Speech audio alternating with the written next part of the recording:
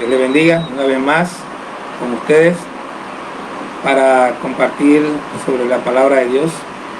Hoy vamos a continuar donde quedamos la semana pasada. Estamos en el Evangelio según el apóstol Juan, en el capítulo 8. Y vamos a retroceder un poco, vamos a leer desde el versículo 31. Como siempre, vamos a empezar orando. Padre, te damos gracias por tu amor, gracias por tu palabra que nos guía, que nos enseña, por la cual, Señor, nosotros también estamos protegidos. Señor, en el nombre de Cristo Jesús, ponemos este tiempo en tus manos y te pedimos que nos guíes en la enseñanza, en el estudio de la palabra y en la aplicación de la misma en nuestras vidas. Gracias, Señor. Amén. Ya la semana pasada vimos esta parte, pero vamos a repetirla. En el versículo 31, Jesús dice, dice la palabra, dijo entonces Jesús a los judíos que habían creído en él: si vosotros permanecéis en mi palabra, seréis verdaderamente mis discípulos y conoceréis la verdad, y la verdad os hará libre. La semana pasada comenté que esta frase es una frase muy repetida, pero que la gente ni siquiera entiende de dónde viene ni lo que significa. Y es importante que el verso 31 empieza diciendo que Jesús dijo esto a los judíos que habían creído en él.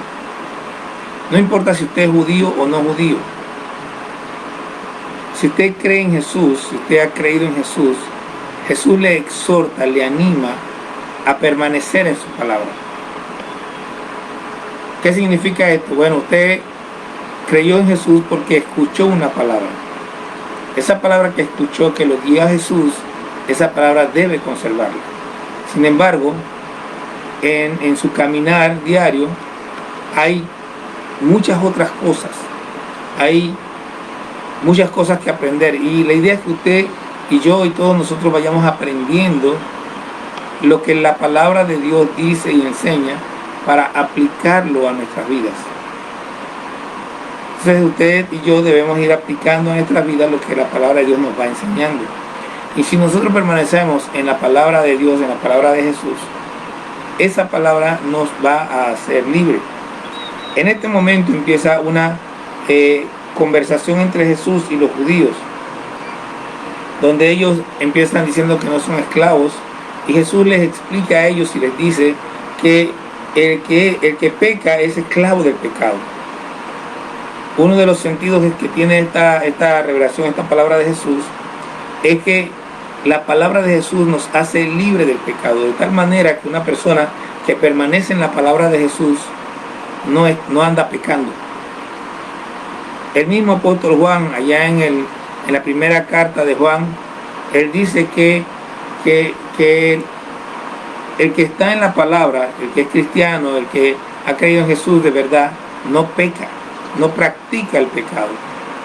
¿Por qué? Porque la palabra que aprendió y que aplica y que ama y que le gusta lo mantiene libre del pecado. Los que no practican esta palabra son esclavos del pecado porque no andan realmente como uno quisiera. Porque en realidad uno quisiera andar bien con Dios, pero el pecado lo lleva a uno por el camino que uno no quiere. El apóstol Pablo decía que hablaba de la lucha que había dentro de él y decía: lo que quiero hacer no hago, sino que hago lo que no quiero hacer. Y dice: miserable de mí, ¿quién me librará de este cuerpo de muerte? Entonces, desde salida, arrancando, le animo a que usted, si todavía no lo ha hecho, se esfuerce y empiece a poner su mirada en la palabra de Dios, empiece a estudiar la palabra de Dios, porque es la palabra de Dios la que le hace libre. Si usted quiere ser libre de verdad, tiene que aferrarse a la palabra, tiene que estudiarla, tiene que vivirla, tiene que aplicarla a su vida. Ahora, en el versículo 39, los judíos le dicen a Jesús: nuestro padre es Abraham. Jesús le dijo: si fueseis hijos de Abraham, las obras de Abraham harías. Pero ahora procuráis matarme a mí, hombre que os he hablado la verdad, la cual he oído de Dios, no hizo esto Abraham. Vosotros hacéis la obra de vuestro padre. Entonces le dijeron, nosotros no somos nacidos de fornicación, un padre tenemos, que es Dios. Jesús entonces le dijo, si vuestro padre fuese Dios, ciertamente me amaríais, porque yo de Dios he salido y he venido, pues no he venido de mí mismo, sino que Él me envió. ¿Por qué no entendéis mi lenguaje? Porque no podéis escuchar mi palabra. Yo quiero que usted preste atención a esta conversación porque es muy importante. Ya hablamos de que Jesús le dijo a ellos que la palabra de Él, la palabra de Dios, la palabra de Jesús nos hace libres del pecado. Ahora Jesús está revelando otra faceta que significa lo mismo, pero que habla más profundo. Él está hablando de que mientras nosotros no estamos viviendo de acuerdo a la palabra de Dios, somos hijos del diablo. La palabra nos liberta, nos saca de la condición de hijos de Satanás a ser hijos de Dios. Mire, no es por leer la palabra, no es por conocerla, es por aplicarla, es por permanecer en ella. Cuando nosotros nos convertimos a Cristo por haber escuchado una palabra y permanecemos en esa palabra, el caminar nuestro, el hablar nuestro, el andar nuestro muestra que somos hijos de Dios. Y esto es un asunto progresivo, porque aquí usted va viendo que usted va a ver que Jesús nos está hablando de varias cosas que son muy importantes. Muchos de nosotros nos llamamos cristianos, pero a veces no queremos obedecer la palabra.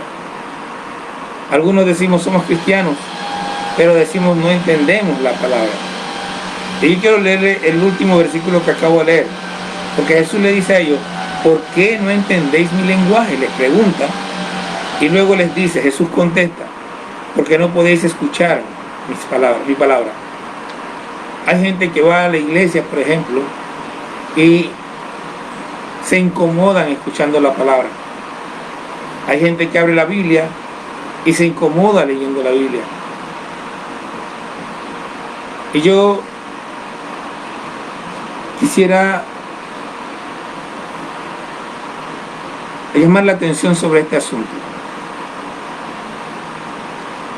Amigo, amiga que me escucha, hermano, es posible que usted no se haya dado cuenta.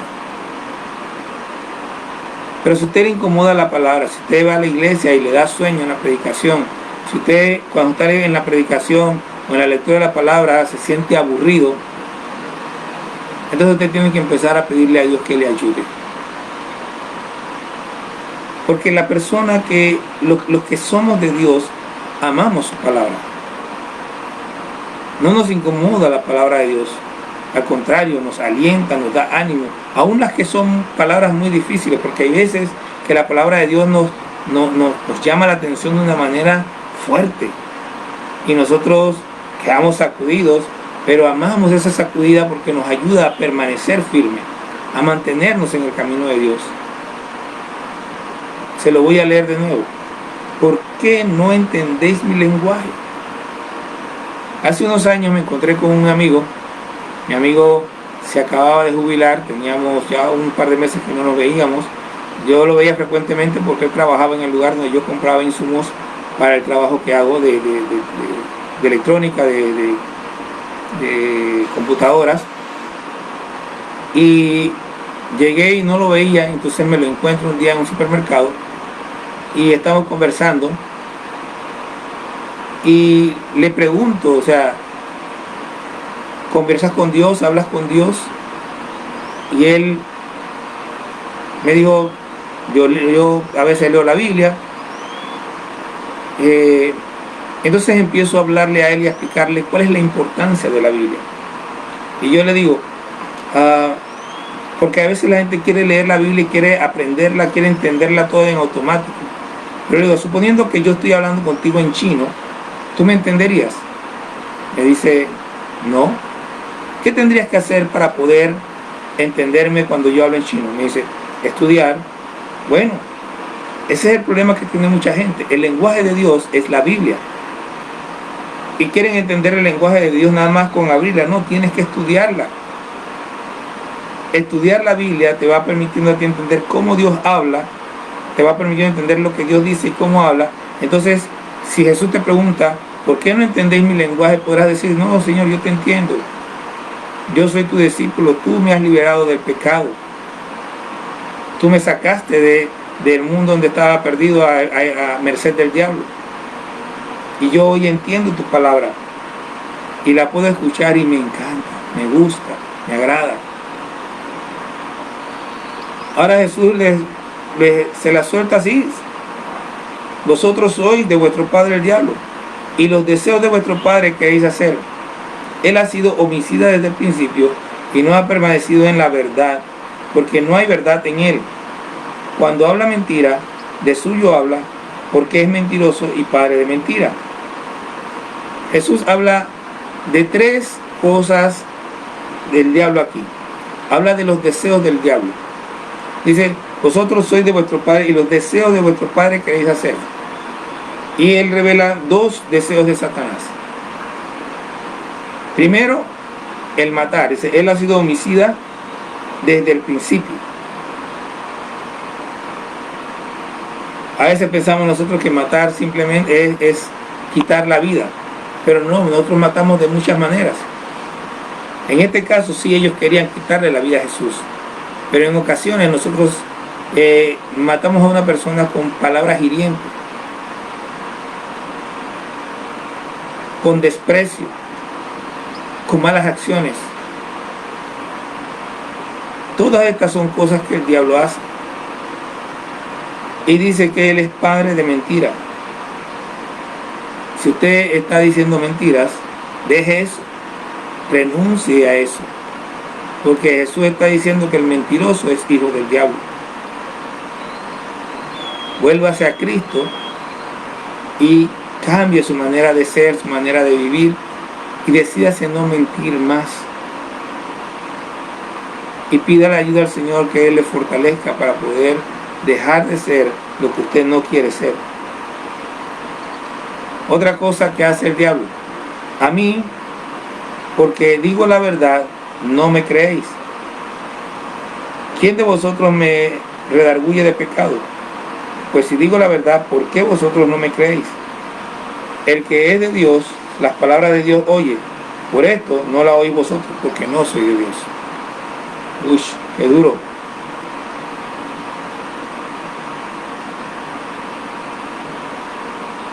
El que no quiere oír la palabra de Dios, dice Jesús, no es de Dios.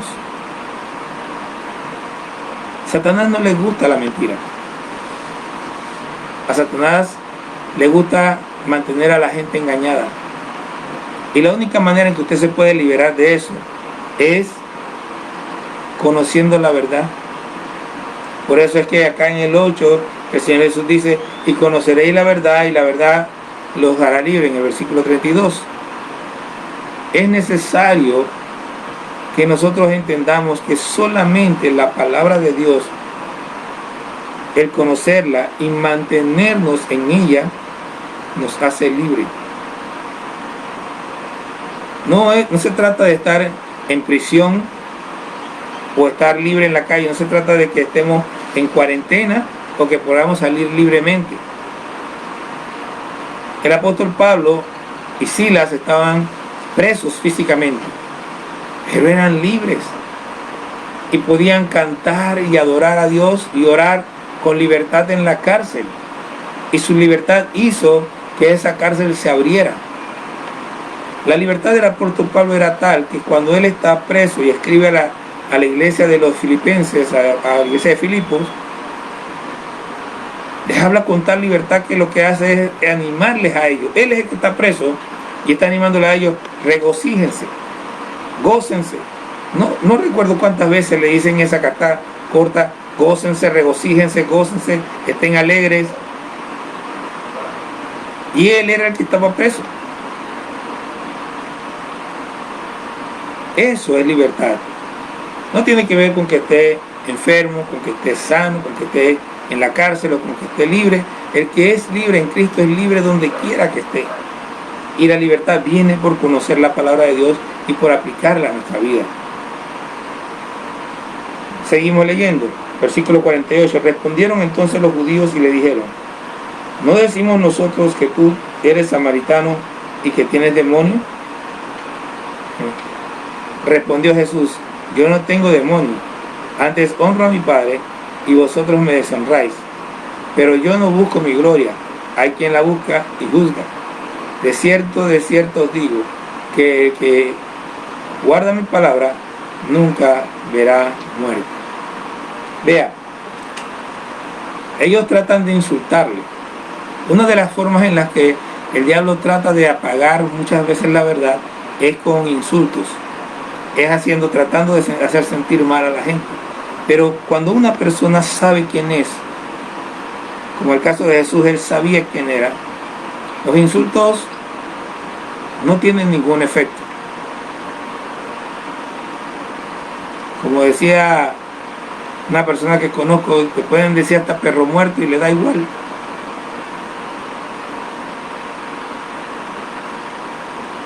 Ellos le dicen: no decimos bien nosotros que tú eres samaritano y que tienes demonio. Para los judíos, el decirle a un judío que era samaritano era un insulto, porque los judíos consideraban que los samaritanos estaban alejados de Dios.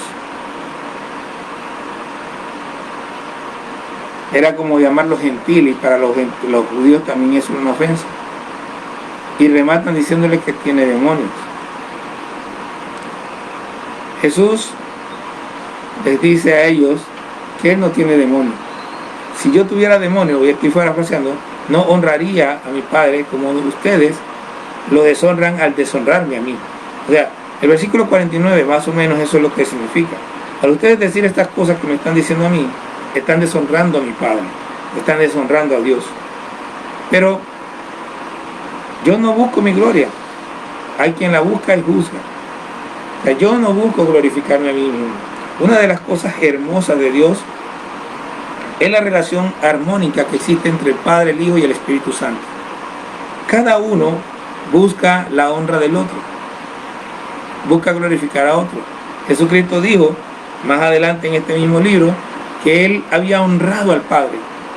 Ahora, él cuando está orando dice que le glorifique como en la misma gloria con que estaba antes con él. El Padre glorifica a Jesús. Lo honró cuando dijo: este es mi Hijo amado en que tengo complacencia, y lo dijo 2 veces. Lo honra cada vez que Jesús hacía una señal, un milagro, sanaba a alguien. Era el Padre que estaba honrando al Hijo, que estaba glorificando, porque al final la gente no estaba viendo a Dios haciendo milagros, sino que estaba viendo a Jesús. Entonces se admiraban, y la Biblia dice de las señales y milagros que hacía Jesús, pero era el Padre con Jesús haciendo los milagros. Y es el Padre el que va a juzgar. Bueno, al final dice la Biblia que Dios le dio el juicio a Jesús y él va a juzgar al final de los tiempos. Y Jesús promete aquí: de cierto digo que el que guarda mi palabra nunca verá muerte. Hay una discusión por ahí. Hay dos posiciones teológicas con referencia a la muerte.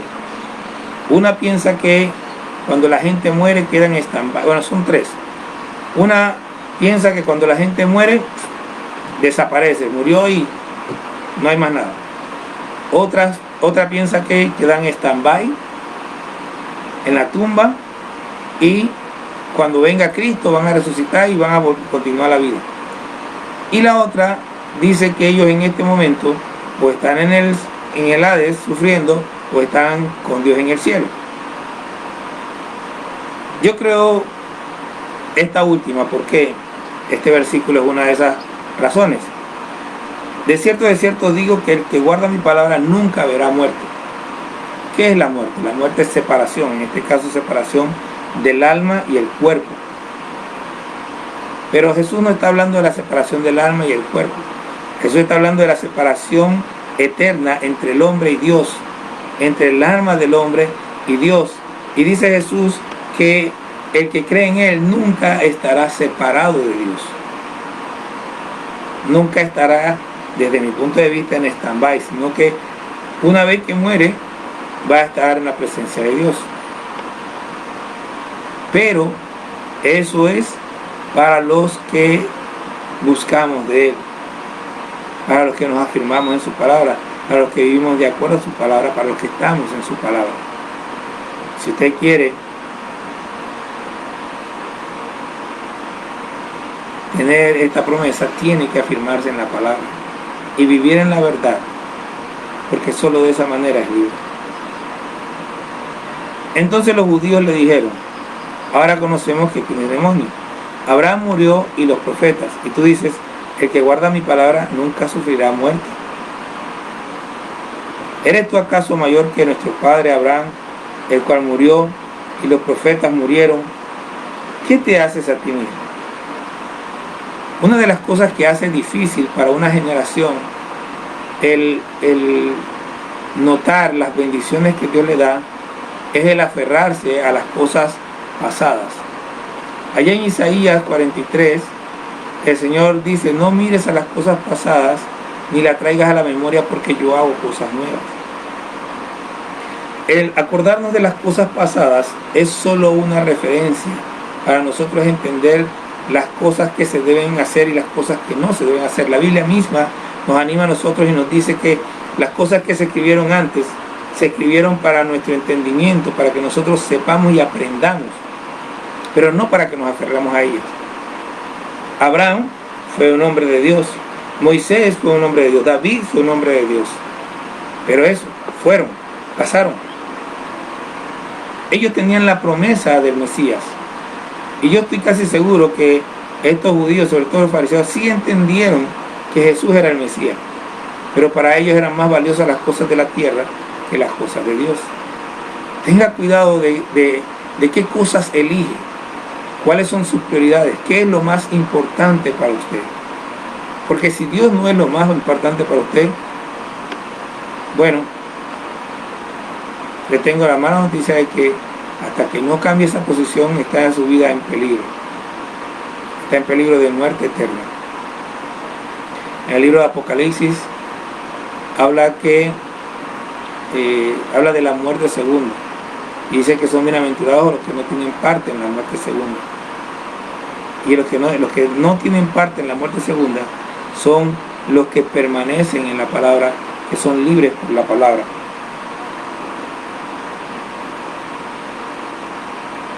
Respondió Jesús: si yo me glorifico a mí mismo, mi gloria nada es. Mi Padre es el que me glorifica, el que vosotros decís que es vuestro Padre, pero vosotros no le conocéis, mas yo le conozco. Y si dijera que no le conozco, sería mentiroso como vosotros, pero le conozco y guardo su palabra.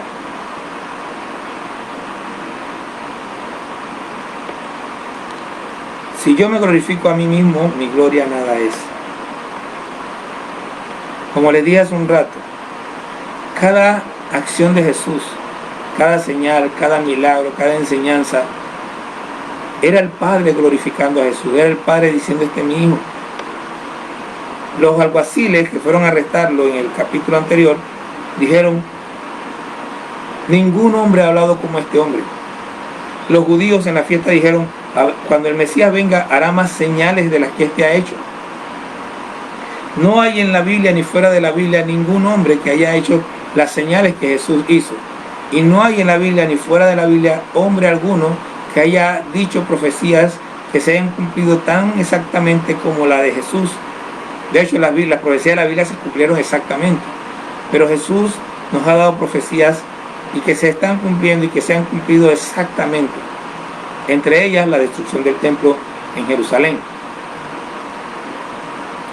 Cada cosa que Jesús hizo era el Padre glorificándolo, mostrando que Él es. Una de las cosas que es importante, nosotros hablamos de la humildad. Hay que entender el concepto de humildad, porque muchas veces nos equivocamos. Llamamos humilde, y de hecho nuestra Biblia también llama humilde a la gente pobre, que viven humildemente. Hay por ahí un verso que habla de eso. Pero la humildad en sí no tiene que ver con pobreza. Tampoco tiene que ver con hacerse menor. La humildad es lo que el libro de Romanos nos dice, que cada quien no debe tener más alto concepto de sí mismo del que debe tener. Usted debe conocerse desde la perspectiva de Dios. Nosotros debemos conocernos a nosotros mismos desde la perspectiva de Dios. Por ejemplo, tengo un amigo que él, su llamado es como un evangelista. Y cuando él va a ciertos lugares, la gente le llama pastor y él dice, no me llamen pastor, yo no soy pastor.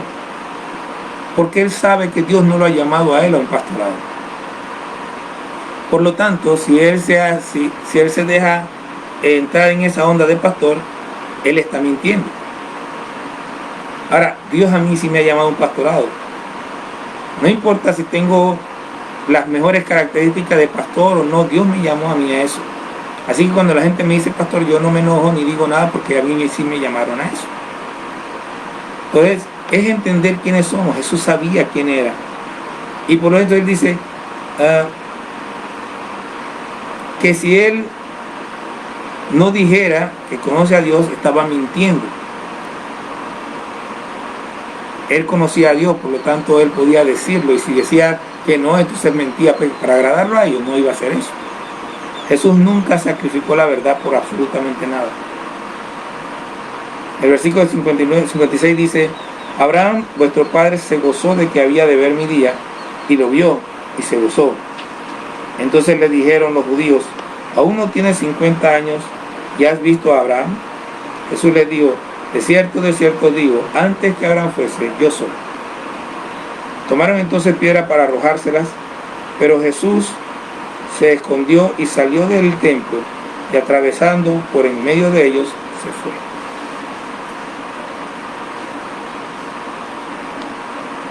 Lo que Jesús dice aquí es una especie de misterio, pero tendríamos que decir que Jesús en el cielo que Abraham, en el cielo vio a Jesús. La Biblia no nos muestra ningún encuentro, que Abraham haya visto el día del Señor. Muestra un encuentro de Abraham con Dios allá en el capítulo 18, pero es improbable que Jesús se esté refiriendo a eso aquí. Entonces,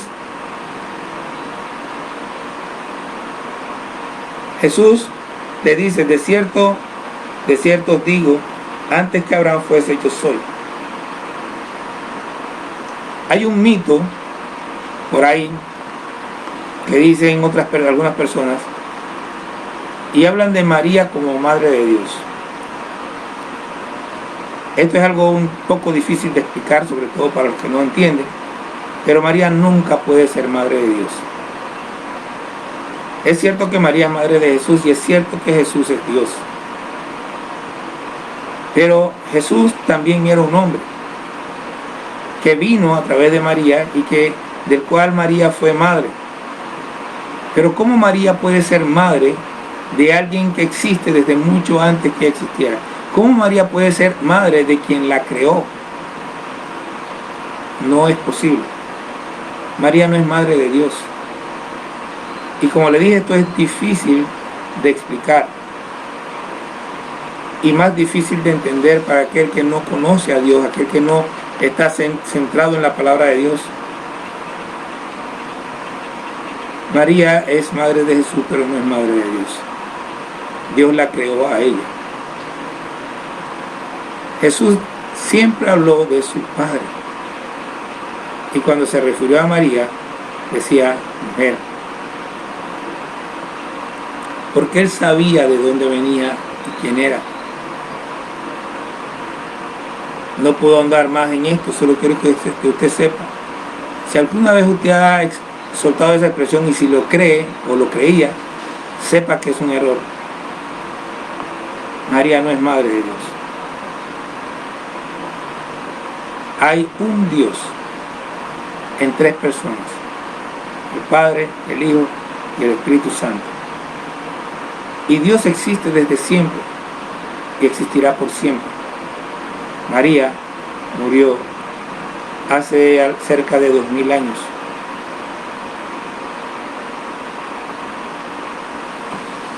Tomaron piedras para arrojársela, pero Jesús se escondió y salió del templo. Y atravesando por en medio de ellos se fue. Miren, dice que se escondió, pero después salió en medio de ellos. Y como ya les dije anteriormente, no lo mataron, primero porque no era ni el tiempo ni la forma en que Jesús tenía que morir. Ya iba a llegar el momento, pero todavía no era. Y Dios todo lo hace a tiempo. Espero que hayamos podido aclarar alguna duda y que el Señor haya hablado a su corazón y que tome decisiones con la palabra que ha escuchado. Recuerde, es la palabra, la verdad de Jesús, cuando usted la aplica a su vida, la que le hace libre. Vamos a estar orando para cerrar y vamos a orar por las situaciones que ya hemos estado orando. Tenemos una situación a nivel mundial y vamos a estar orando por esto. Padre, te damos gracias por tu amor, misericordia y bondad. Gracias por tu palabra, Señor, por la cual somos edificados. Ahora te pedimos, Señor, en el nombre de Cristo Jesús, que nos ayudes. Primero debemos entender el propósito de lo que está pasando. Segundo, debemos aprender a actuar de acuerdo a tu propósito, Señor, en lo que tú estás haciendo con todo este tema del coronavirus. Te pido que bendiga, Señor, a las familias del mundo, que sane, que extienda tu mano, Señor, para parar esta pandemia y que podamos con libertad movernos nuevamente. Están hablando mucho, Señor, del nuevo orden mundial y todas estas cosas, pero yo sé, Señor, que nada puede ocurrir si tú no lo permites. Señor, guarda a tu pueblo, guárdanos a nosotros, Señor, y bendice, Señor, a todas las familias de Wiley. Obra, Señor, en la vida de cada persona, Señor. Obra, Señor, en las familias que han estado clamando a ti, Señor, y trae sanidad a sus hogares. Te lo pedimos, Señor, en el nombre de Jesús, y te damos gracias. Gracias, Señor. Amén. Dios les bendiga. Nos vemos nuevamente el próximo domingo.